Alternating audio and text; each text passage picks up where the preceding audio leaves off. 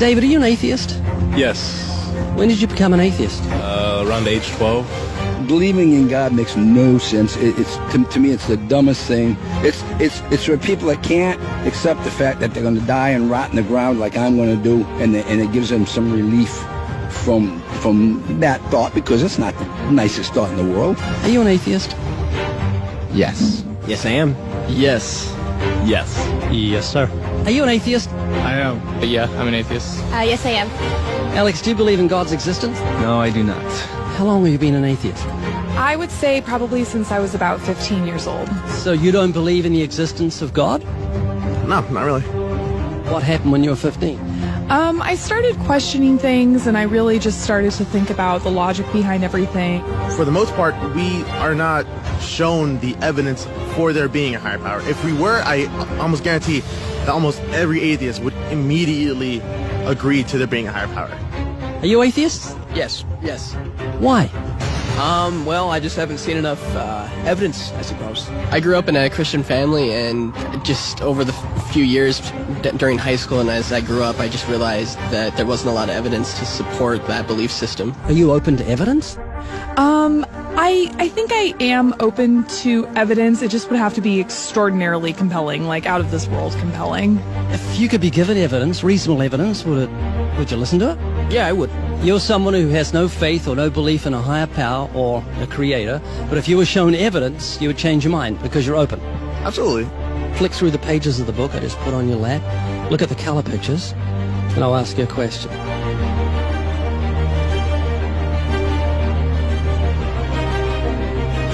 Do you believe that book could happen by accident, that nothing produced the color pictures in the book, that red, orange, yellow, green, blue, indigo, violet ink fell from the sky and formed itself into those beautiful pictures, and then black ink fell from the sky, or from nowhere, and formed itself into coherent words and sentences, capitals and periods and commas, making sense. Page numbers fell from the sky, all in order, and then it bound itself and formed itself into a cover with artwork, and there we have a book. Obviously, intelligent design designed the book. Wouldn't that be correct?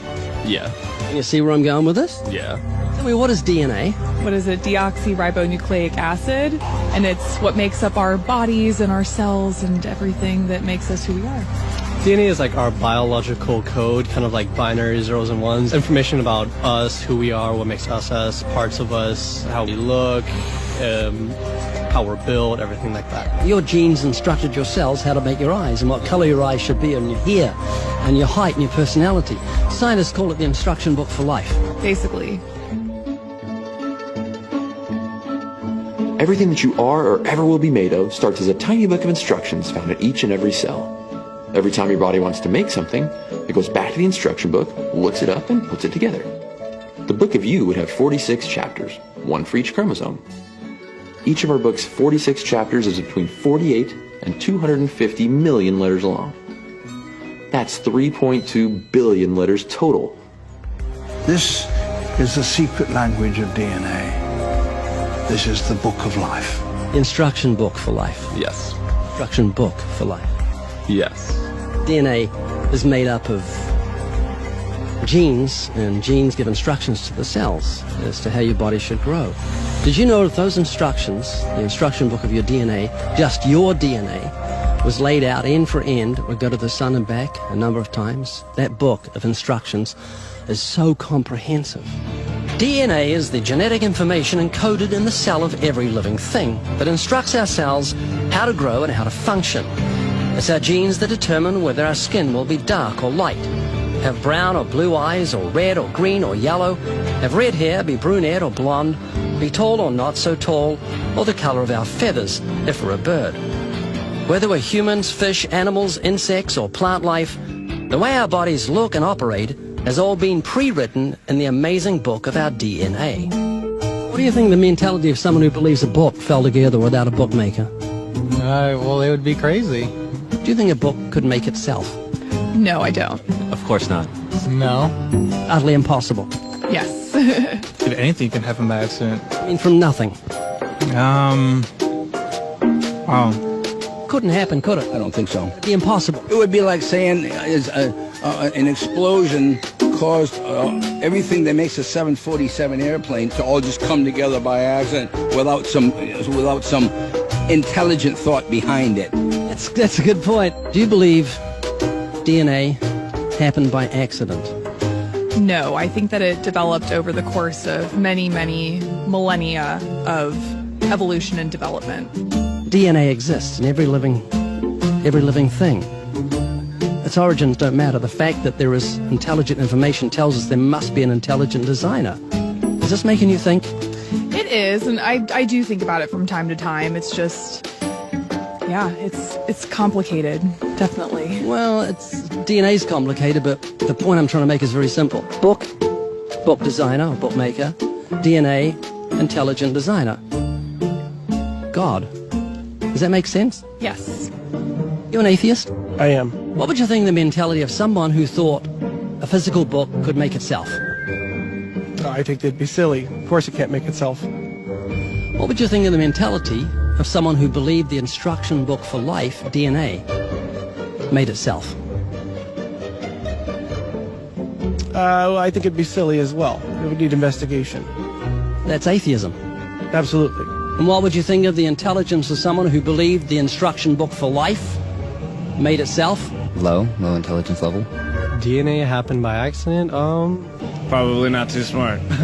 DNA couldn't make itself. It's impossible. Does that make sense? Yes. Is this making you think? Yes.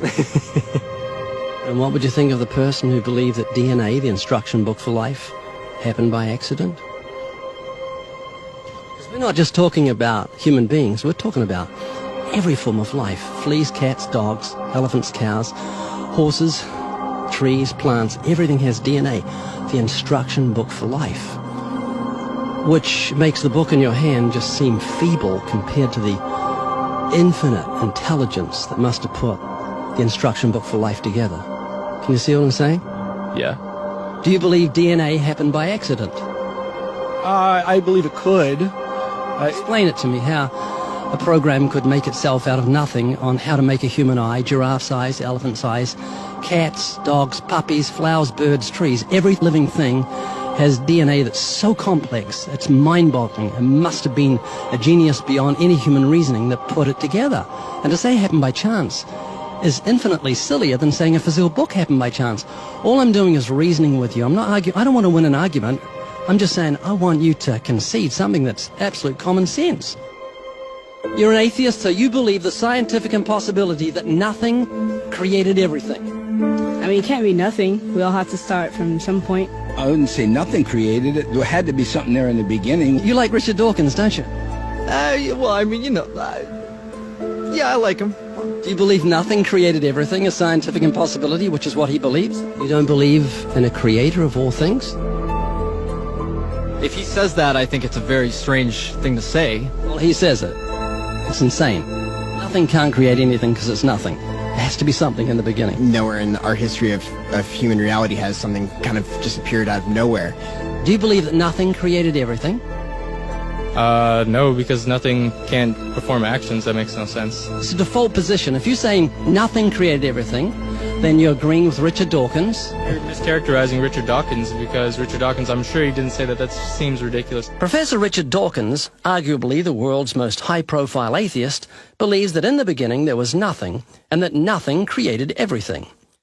As he attempts to justify this belief, admitting that it defies common sense, the learned professor calls nothing something. Watch the reaction of his audience.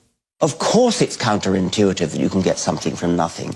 Of course common sense doesn't allow you to get something from nothing. That's why it's interesting. It's got to be interesting in order to give rise to the universe at all. Something pretty mysterious had to give rise to the origin of the universe. Which exactly what's meant by nothing, but whatever it is, it's very, very simple. And why is that funny? Well, I think it's a bit funny to be trying to define nothing.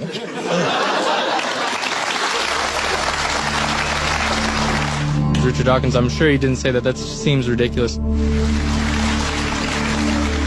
The audience reaction confused the normally eloquent professor because he's not used to being the object of laughter. What he didn't realize was he was talking to people who were endowed by their creator with the virtue of common sense. This was just another case where the emperor has no clothes. Someone should tell this man who has deceived millions, "You're talking foolishness." Is that what you believe? I mean, it can't be nothing. We all have to start from some point. But there has to be something that created everything. You just wasn't God. Is that what you're saying? Yeah. It's just evolution, how things became from one organism into many. But that doesn't solve your dilemma of the initial cause. There has to be an initial cause. If there was a big bang in space that from there issued cats and dogs and horses and cows, the sun, the moon, the stars, the seasons, and all this marvel of creation came from a big explosion, what caused the explosion, and where do the materials come from the explosion, and why is there such incredible order from the explosion? Every explosion I've heard of creates chaos, not order. That makes sense? Oh, yeah. This is what you're looking for if you were looking for truth. This is your information that you need to say, wow, that's logical. How could all this design from the atom to the universe, an incredible order, just happen by accident? Because an atheist actually believes nothing created everything, which is scientifically impossible. And I'm trying to say, Haley, I just want you to think. You're not just a blob of nothing, but it came from an explosion that created order, which is against nature. That means that you've got purpose and meaning in the universe. So it's not altogether bad news. I just want a relationship with whoever built me. This is too much, too weird that it happened by accident. It didn't happen by accident. I don't feel that.